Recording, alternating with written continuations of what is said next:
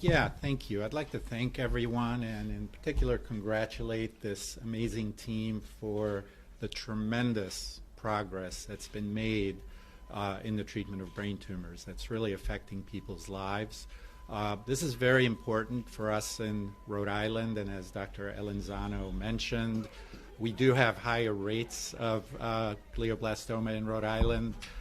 Here's a map of Rhode Island with the incidence of glioblastoma, and you can see it varies by where you live in Rhode Island, with some areas having higher rates. Can you explain that map? Like what's this the is higher rates?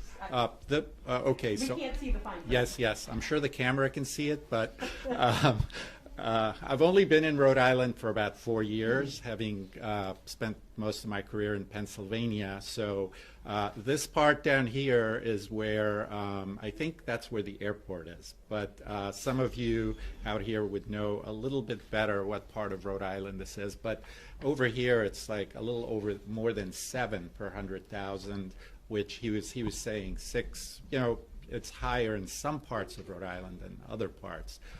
And so this is really impactful research. I think you asked a very good question about why is this? And this is why we are building a world-class cancer center in the state of Rhode Island, the Legorreta Cancer Center at Brown, which is collaborating with our colleagues at Lifespan and other affiliated hospitals. And our goal is really, so everything we do is centered around patients and their families and the wellness and the health of our population. And so basically that's what it's all about, bringing people together to make scientific discoveries, moving them to the clinic so that we can have more options for patients, so they don't have to travel to faraway places and can get the care they need right here by the most amazing colleagues who are helping the patients in Rhode Island live longer. I have a question. So if somebody comes in with a glioblastoma now, do they have access to this vaccine or no until or if it is approved by the FDA? Like the clinical trials are done, right?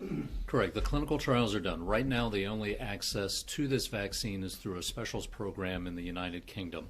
So unfortunately, right now, the only way to do it is to pay for it out of pocket, to us to take the tumor out, send the lysate over to the United Kingdom, have their leukapheresis done there and the vaccine made there, and then the injections done there. So it's a very time and cost prohibitive thing. I believe the cost is somewhere near $200,000.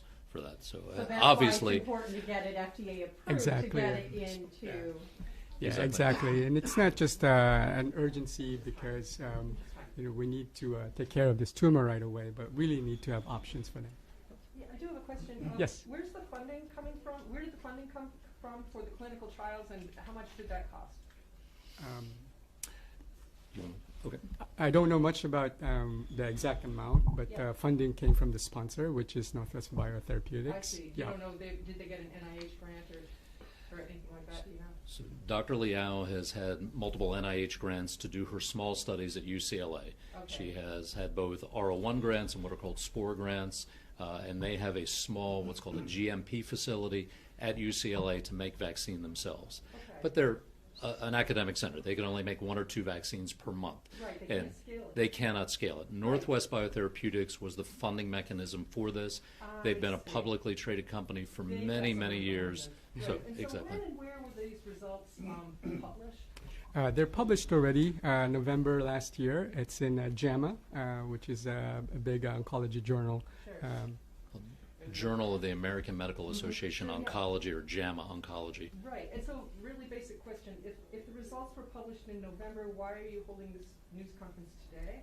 Oh, actually, we wanted to do this much earlier on, but there were a lot of issues. Like actually, in December, there was a weather issue that kind of affected the conference. Okay, I thought I was missing something.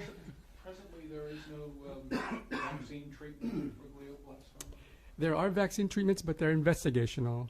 So you may see clinical trials done by different centers, different approaches using vaccine or vaccine therapy. but none has been shown to be as effective as this one in a big, large-scale study. So this is, It is an important thing. you would regard it as a breakthrough, say? Yes. That's great. Oh, one more question. Yeah. Not too long ago, we were told that Rhode Island's two largest hospital groups and Brown University were going to align their research priorities. Right. Do we have any updates on that? I think that would be a great question for Dr. El-Deiry.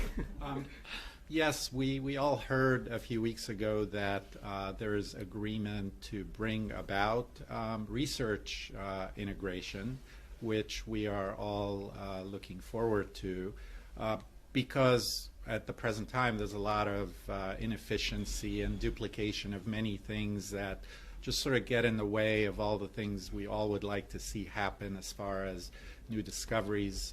There is an exceptionally strong neuro-oncology program on the research side here that is making discoveries about various aspects of brain tumors that we hope to see translated in the future.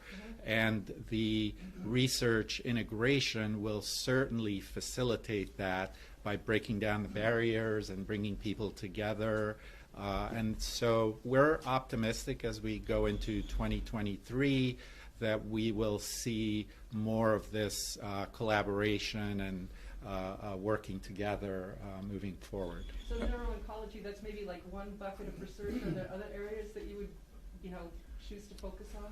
Yeah, well, so as we build a world-class cancer center for the people of Rhode Island, our mandate is to study the cancer burden in the state and understand how cancer is affecting members of our community. And through our research programs and community outreach efforts and clinical trials, we hope to have impact. So we're guided a bit by the higher cancer rates. Sadly, the list is not very short.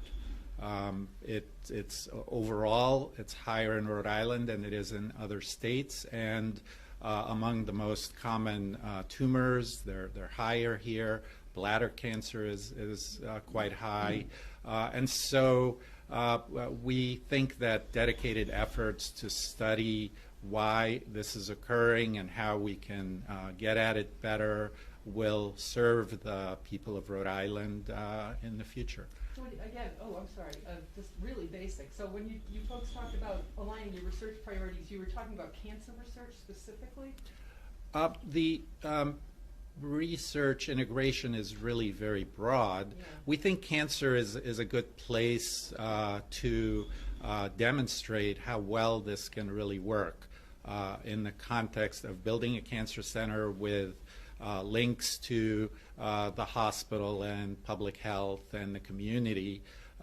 It's a very good example of how the systems can work together to really do what we want to be doing, which is to help our patients and the community. And again, totally 101. When you talk about building a cancer center, are you talking about brick and mortar capital investment? That's a very good question. Some of it will involve new space. You can't really grow without building new space. And as many of my colleagues in Rhode Island know, space is at a premium here, both at our hospitals and the medical school and elsewhere.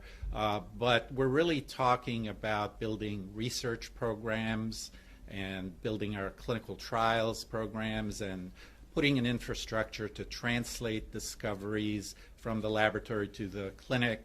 So there are a lot of moving parts. I can tell you there is this thing called National Cancer Institute designation that we are pursuing. And if you look into it, you'll find there are over 50 components to it that are vetted and scored to meet those standards of being a world-class cancer center that we believe the people of Rhode Island really deserve. At this point, we can just do last questions, because I know that we have. Dr. Elinzano, burning to say something. As we conclude, I just want to make sure I acknowledge the patients and the families, because without them, this study wouldn't be possible. We may have great minds and great science, but without patients who really go through the suffering and the brunt and the journey of this disease, this is not possible at all. One of our patients' husband and spouse is here, and so I'd like to acknowledge his presence as well. Thank you so much. How many patients locally took part? For us here, we had 17 patients.